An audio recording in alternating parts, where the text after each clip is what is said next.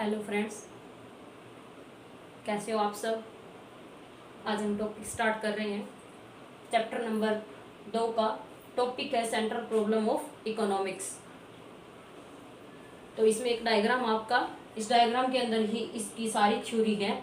इस डायग्राम को हम एक बार समझ लेंगे तो उसके बाद जो हमें इसकी थ्योरी में बहुत आसानी हो जाएगी। एक बार इस डायग्राम को पढ़ लेते हैं।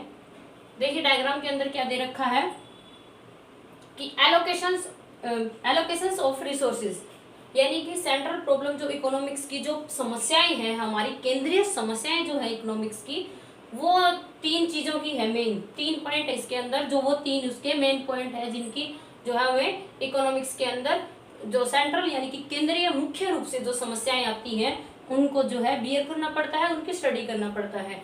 तो 3 कौन कौन सी है? एक तो है हमारी एलोकेशंस ऑफ रिसोर्सेज, यानी कि साधनों का बंटवारा। फर्स्ट पॉइंट क्या रहेगा आपका? साधनों का बंटवारा। ठीक है, इसके अंदर क्या आता है? वही कि हमारे पास जो साधन है उनको किस तरीके से लगाया जाए। मशीनरी है, साधन है, कोई भी प्रोडक्ट है, जिस तरह कोई भी आपका, चाहे वो आप एग्जाम्पल लेकर चल सकते हो इसके अंदर, कि जरूरी नहीं है कि आप किसी एक फैक्ट्री से रिलेटेड हो। हम एक लोकल सा एग्जाम्पल लेकर चलेंगे इस प्रॉब्लम को समझने के लिए, जो आपको इजीली समझ में आ जाएगा लोकल लेवल पर।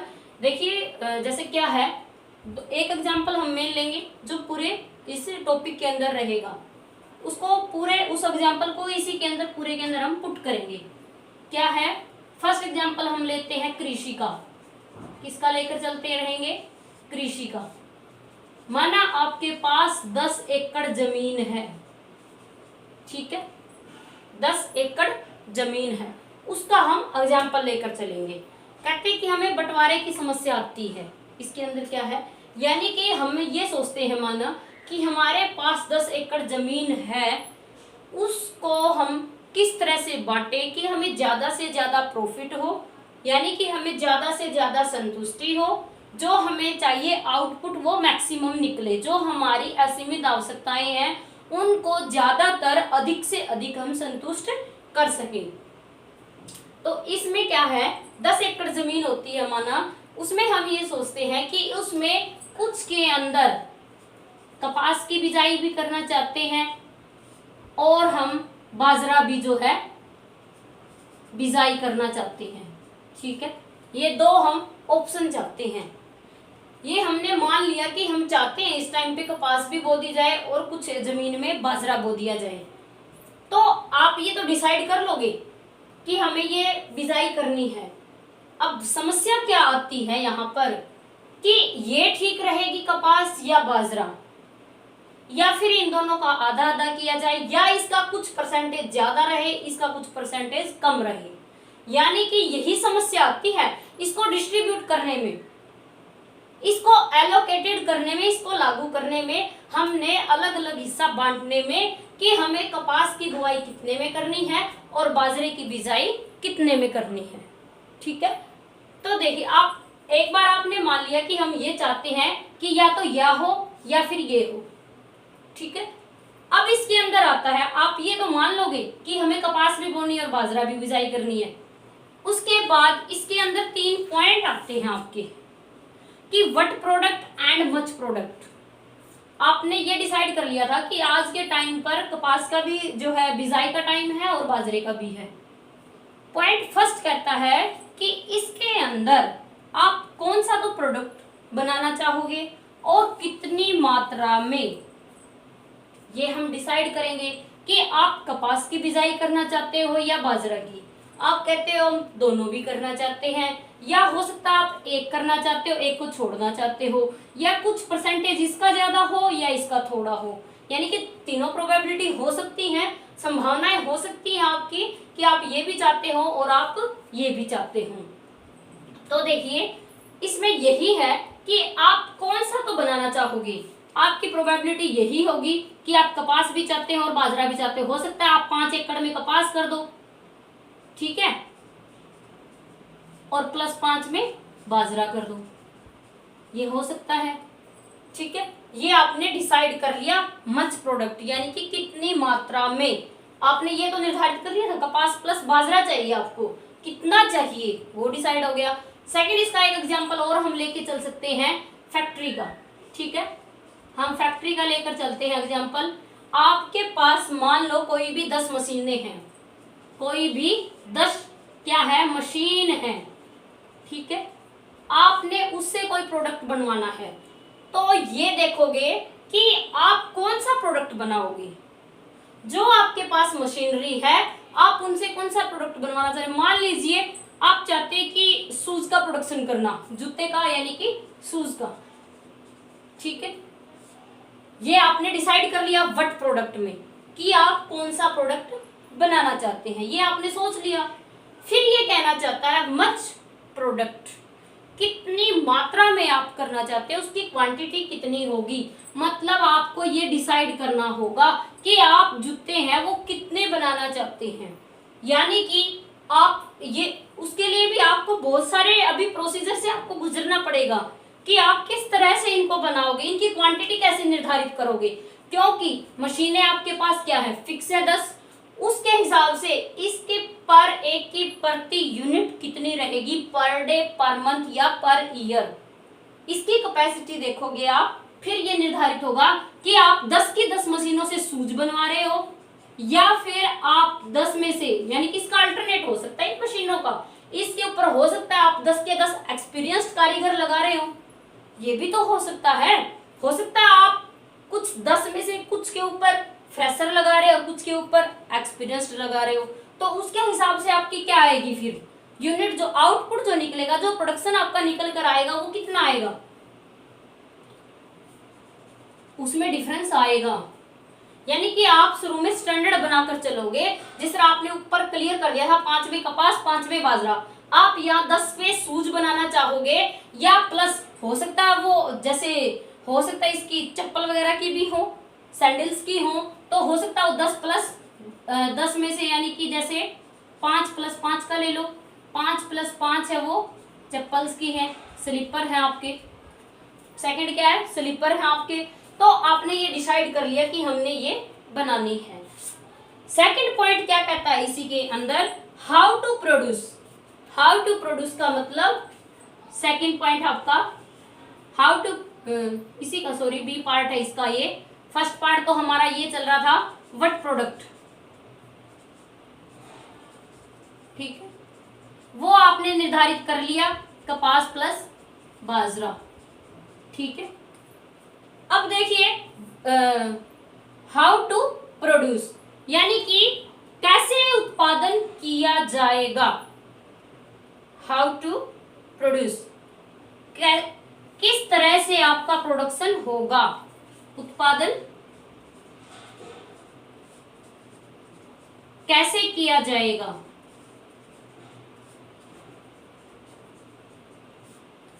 इस पॉइंट के अंदर क्या आता है कि इसमें आपके दो तरीके होते हैं, या तो आप टेक्नोलॉजी से काम करवा रहे होंगे, मींस मशीनरी से,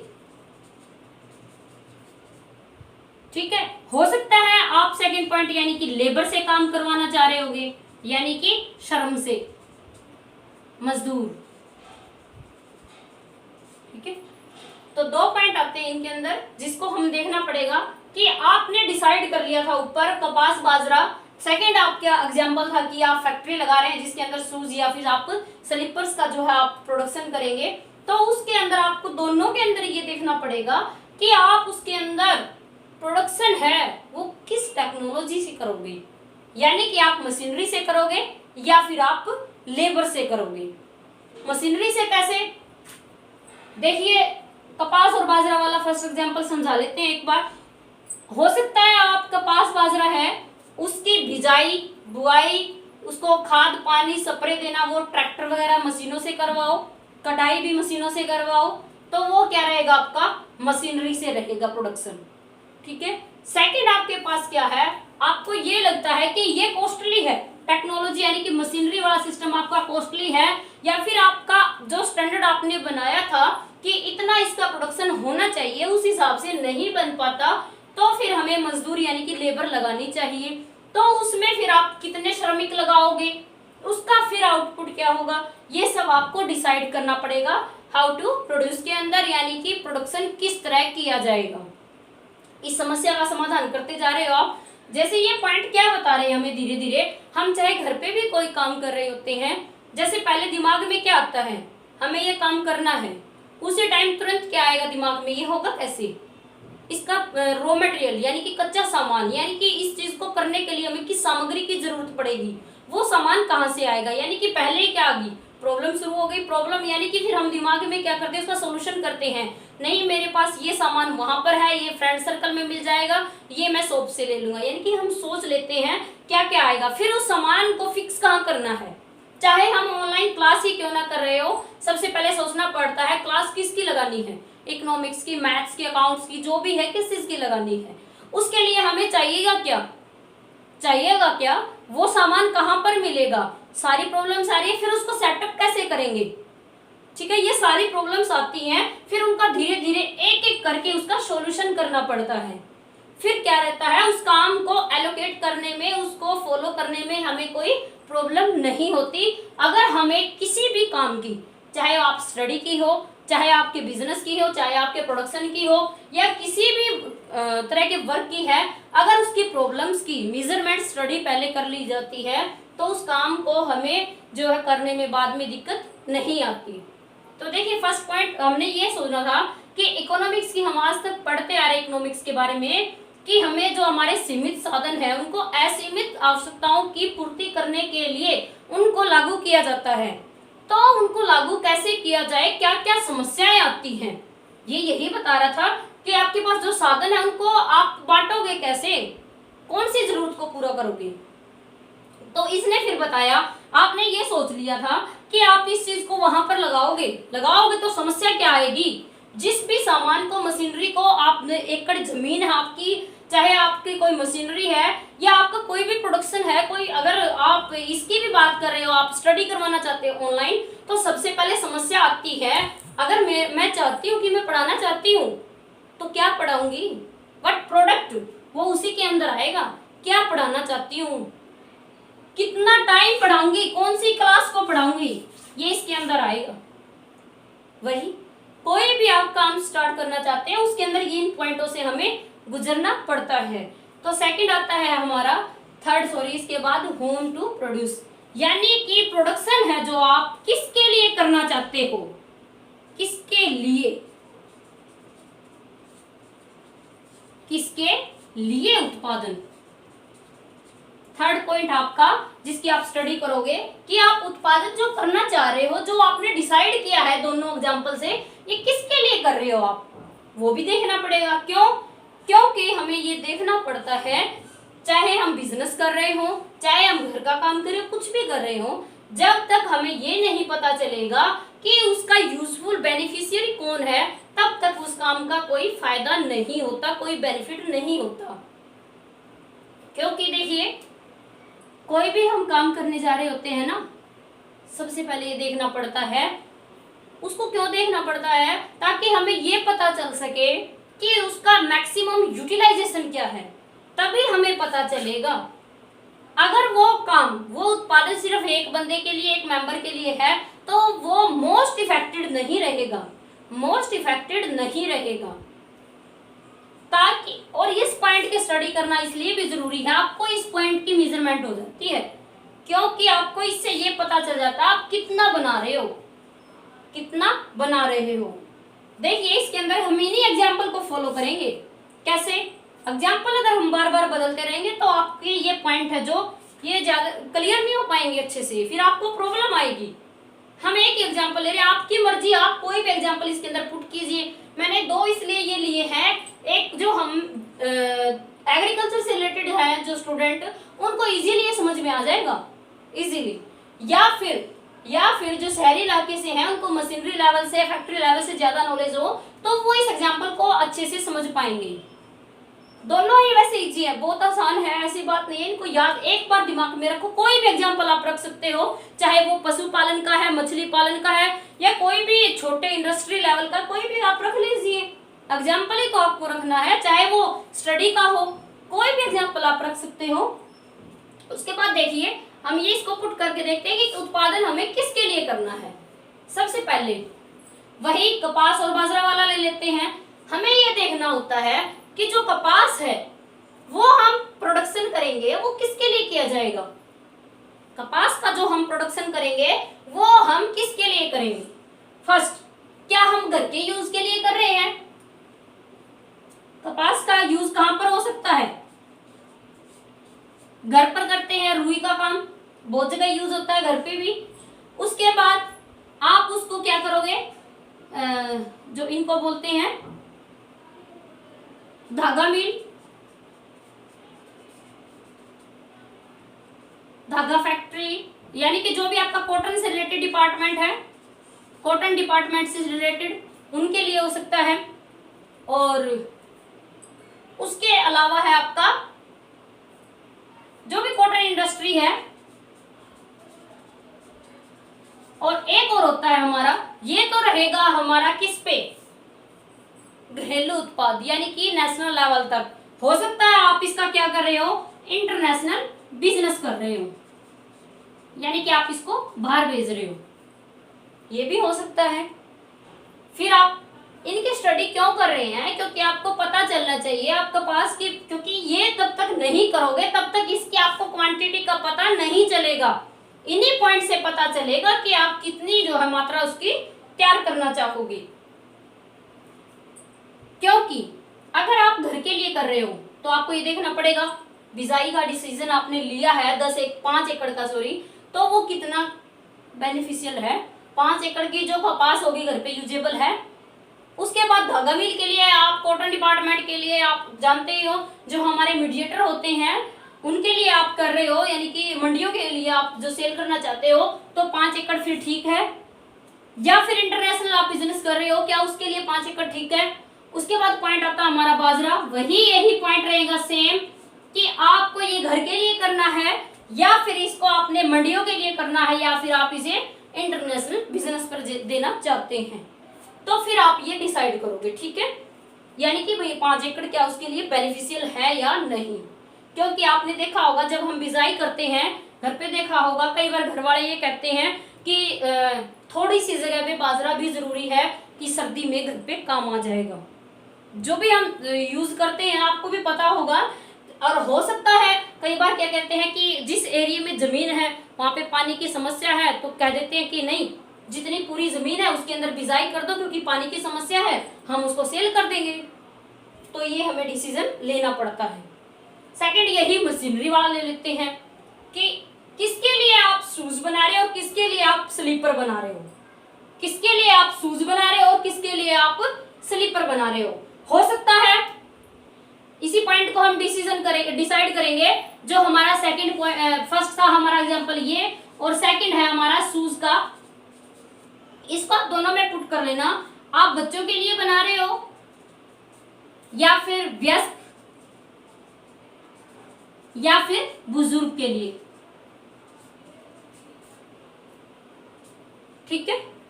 ये होता है कि आप किसके लिए आप बनाना चाहते हो, क्यों क्यों कर रहे हो इसकी स्टडी। क्योंकि हमने ये डिसाइड कर दिया हम इतनी मात्रा बनाएंगे, फिर हमें ये भी तो देखना पड़ता है उसकी पॉपुलेशन कितनी है, वो यूजेबल कितने लोगों के लिए है, क्योंकि फिर इस मात्रा का इफेक्ट क्या रहेगा। इसी को देखकर ये चीज डिसाइड होती है। तभी तो कि बच्चे क्या है, आप जिस जगह पे आप बिजनेस कर रहे हो सकता है वो एक डिस्ट्रिक्ट के लिए, हो सकता है वो स्टेट लेवल का, हो सकता है वो नेशनल का, हो सकता है वो इंटरनेशनल लेवल का हो, तो फिर आपको ये देखना पड़ता है उनकी पॉपुलेशन कितनी है जिस जगह आप वो बिजनेस करना खड़ा कर रहे हो। सेकंड, आपके व्यस्त हमारी एज के कितने लोग हैं जो वो शूज पहनना भी पसंद करते हैं, और उस एरिया में कितने हैं, उस स्टेट के या डिस्ट्रिक्ट के, आप जहां भी उसको बिजनेस को स्टैंड देना चाह रहे हैं उस जगह पे वो उनकी पॉपुलेशन कितनी है। थर्ड आता है हमारा बुजुर्ग, यानी कि सीनियर सिटीजन हमारे कितने हैं। तीनों पॉइंट की स्टडी हो गई। फर्स्ट पॉइंट हमारा क्लियर, हमें यह भी पता चल गया बंटवारा कैसे करना है, डिसाइड कर लिया था हमें कि हम कपास बाजरा बोएंगे। हमने ये भी डिसाइड कर लिया था एलोकेशन ऑफ रिसोर्सेज का मतलब है आपके पास सीमित साधन कितने बैठे हैं, बस साधन। इस पॉइंट को आप कभी भूलना मत जब तक आप इकोनॉमिक्स को पढ़ते जा रहे हो। आपको ये पता चल गया आपके पास 10 एकड़ जमीन है या 10 मशीनरी है, फिर आपके पास दिमाग में आता है आपने उसके अंदर प्रोडक्ट क्या बनाना है। जमीन है तो उसके अंदर क्या बनाओगे, मशीनरी है तो उससे क्या बनवाओगे, कितनी मात्रा में बनवाओगे, कितनी मात्रा में बनवाओगे। उसके बाद किसके लिए, सॉरी हाउ टू प्रोड्यूस, किस तरह बनाओगे, किस तरह मतलब टेक्नोलॉजी कौन सी लेके आओगे, मशीनरी लेके आओगे या लेबर लेके आओगे। थर्ड पॉइंट आता है आपका होम टू प्रोड्यूस, किसके लिए कर रहे हो आप ये प्रोडक्शन, आप बिजनेस के लिए कर रहे हो, घर पे यूजेबल है वो चीज। दूसरा हमारा फैक्ट्री लेवल का देख लीजिए, आप उसका बिजनेस कर रहे हो तो किस एज के लिए, किस तरह के लोगों के लिए हो सकता है, इसके अंदर कोई भी कैटेगरी आ सकती है। सेकंड आप ये बना सकते हो मेल फीमेल की, ये भी हो सकती है, इसके अंदर बहुत हो सकते हैं पॉइंट मेल फीमेल की। हो सकता है शूज आप ओनली लेडीज के बना रहे हो, सकता आप सारे के सारे जेंट्स के बना रहे हो, इसमें कोई जरूरी नहीं है यही कैटेगरी आए, यानी कि आपको वो कैटेगरी देखनी पड़ती है, बस मेन बात ये है। उसके बाद सेकंड पॉइंट है आपका फुल यूटिलाइजेशन या फिर फुल्ली एम्प्लॉयमेंट। इसका मतलब क्या होता है कि आपने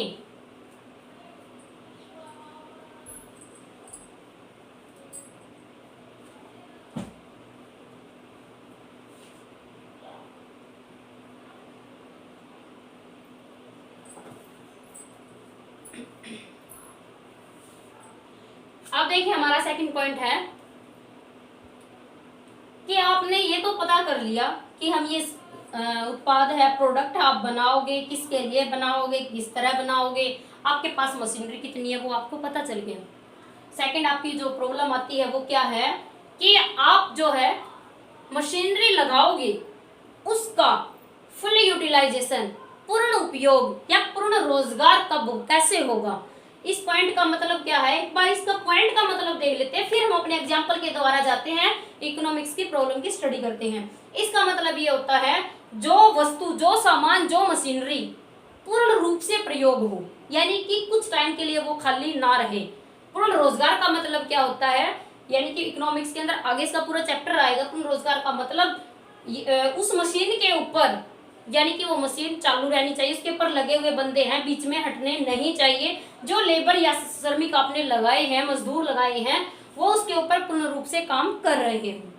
यही है, ये नहीं है साल के 12 महीने के दौरान वो 10 महीने वो मशीनरी काम कर रही है, या वो लेबर है या जो आपके उसके ऊपर एम्प्लॉय है वो काम कर रहे हैं, 2 महीना वो मशीन है या वो लेबर है वो खाली रहती है, तो वो आपका फुल यूटिलाइजेशन नहीं रहेगा। क्यों, इस पॉइंट की हम स्टडी क्यों कर रहे हैं, क्योंकि इसका इफेक्ट पड़ेगा आपकी उस प्रोडक्शन के ऊपर। आपने जो प्रोडक्शन बनाया था कि क्या प्रोडक्शन बनाना है, कितनी मात्रा में बनाना है, अगर ये पूर्ण रूप से प्रोडक्शन नहीं होगा, यूटिलाइजेशन नहीं होगा, तो क्या आपकी उतनी क्वांटिटी बनेगी, उतनी मात्रा बनेगी। इसीलिए इस पॉइंट की भी हमें स्टडी करना एक बार जरूरी है। तो अब हम इसको फॉलो करेंगे इस एग्जांपल के अंदर। देखिए आपने मान लो ये डिसाइड किया था अब कि हम कपास और बाजरा की बिजाई करेंगे, ठीक है। आपको ध्यान हो, लोकल लेवल पे ये पता चल जाता है कि कपास है वो तकरीबन मई के महीने में बिजाई हो जाती है, तकरीबन, यानी कि इससे थोड़ा बहुत 15-20 दिन इधर उधर होता रहता है। कई जगह पे तो ये अप्रैल के लास्ट में भी कर देते हैं या फिर जून में भी हो रही होती है बिजाई। तो मेन तो यही है कि मई के आसपास जो इसकी बिजाई हो जाती है तकरीबन। उसके बाद मई में आपने इसकी बिजाई कर दी और अक्टूबर नवंबर तक इसकी कटाई हो जाती है। उसके तुरंत बाद गेहूं की बिजाई कर देते हैं लोग, तुरंत बाद गेहूं की बिजाई कर दी, तो ये वही रहेगा इसका रूटीन। अप्रैल में जाके जो है गेहूं की कटाई हो जाएगी, उसके बाद मई में फिर कपास की बुआई कर दी जाएगी। तो 12 महीने आपका ये जो 5 एकड़ आपने कपास के लिए डिसाइड किया है, ये क्या रहेगा आपका फुल यूटिलाइजेशन, पूर्ण उपयोगी, पूर्ण रोजगार, क्योंकि आपकी वो 5 एकड़ जमीन है वो कभी खाली नहीं रही। लेकिन जो आपने बाजरा डिसाइड किया है, आपको पता होगा बाजरा जो है लेट ही इसकी बिजाई होगी और जल्दी ही इसकी कटाई होगी। बाजरा जो है तकरीबन जुलाई के आसपास इसकी बिजाई की जाती है, जून जुलाई में, और सितंबर तक जो है इसकी कटाई हो जाएगी। तो 1-1.5 महीना ये रह गया और 1-1.5 महीना उधर का, यानी कि 2 महीने तकरीबन जरूर रहेगा, यानी कि 12 में से 10 महीने ये जो है इस खेत जो है पूर्ण रूप से जो है उपयोगी रहेगा। 2 महीना आपके साल के अंदर ये जो है खाली पड़ा रहेगा, जिसको आप फुल यूटिलाइजेशन नहीं कह सकते, पूर्ण रोजगार नहीं कह सकते, क्योंकि कुछ टाइम वो खाली रह गया है। जितना आप स्टैंडर्ड बनाकर चलते हो उतना वो बन नहीं पाता। उसके बाद हम बात करें मशीनरी की, इस एग्जाम्पल को वहीं पुट कर लेते हैं। देखिए कैसे कि आपने जो बनाई थी कि 5 मशीनें आपकी शूज बनाएगी और 5 आपकी स्लीपर बनाएंगी, ये हमने डिसाइड किया था। तो 5 आपकी शूज बनाएंगे, आप ये देखोगे कि ये 5 की 5 12 महीने काम करेंगी मशीनें। इसके ऊपर जो बंदे आपने श्रमिक लगाए, लेबर लगाई है, वो 12 के 12 महीने इस पे काम कर रहे हैं या नहीं, कुछ टाइम के लिए वो छुट्टी पर चले जाए, या हो सकता है आपकी मशीनरी खराब हो जाए, तो आपके प्रोडक्शन पे इफेक्ट पड़ेगा। जो आपने स्टैंडर्ड बनाया था वच यानी कि मच प्रोडक्ट, यानी कि कितनी मात्रा में आप बनाओगे, तो वो इससे पूरा नहीं हो पाएगा। उसी तरह आप चाहे आप स्लीपर का एग्जाम्पल रख लो, सेम रहेगा। उसके बाद हम थर्ड पॉइंट की बात करते हैं, growth of resources. Growth of resources यानी कि साधनों का विकास कैसे हो, साधनों का विकास कैसे हो।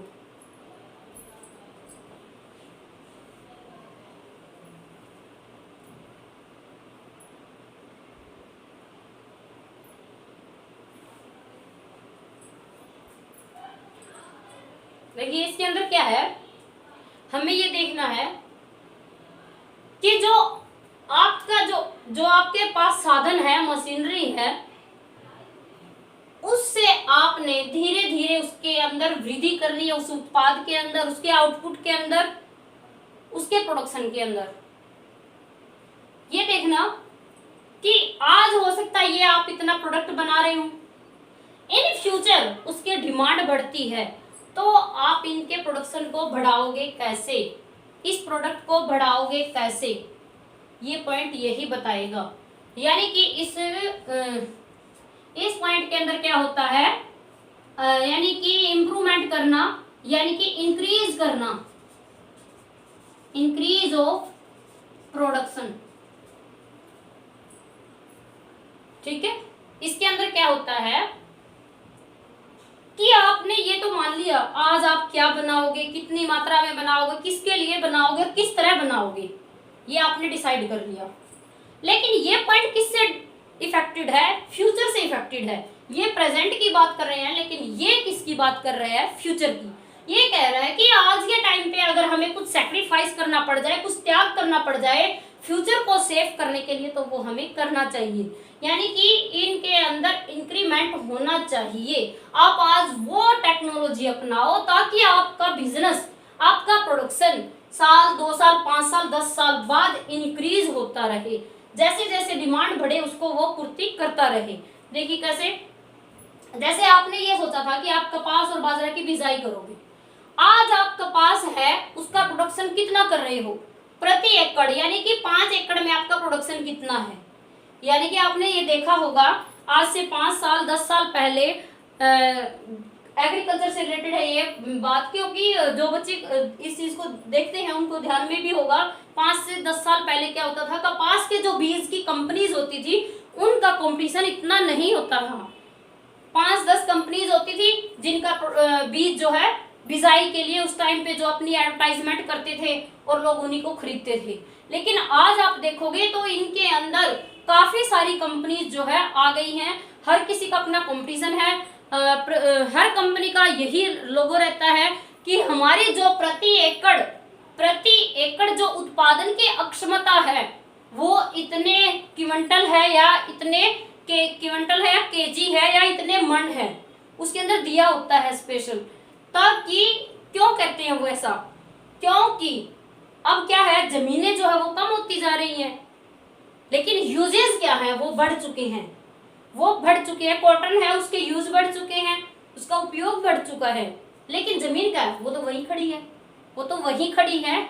लेकिन क्या है, उसकी डिमांड बढ़ती जा रही है, पॉपुलेशन इतनी होती जा रही है कि कॉटन की डिमांड बढ़ती जा रही है।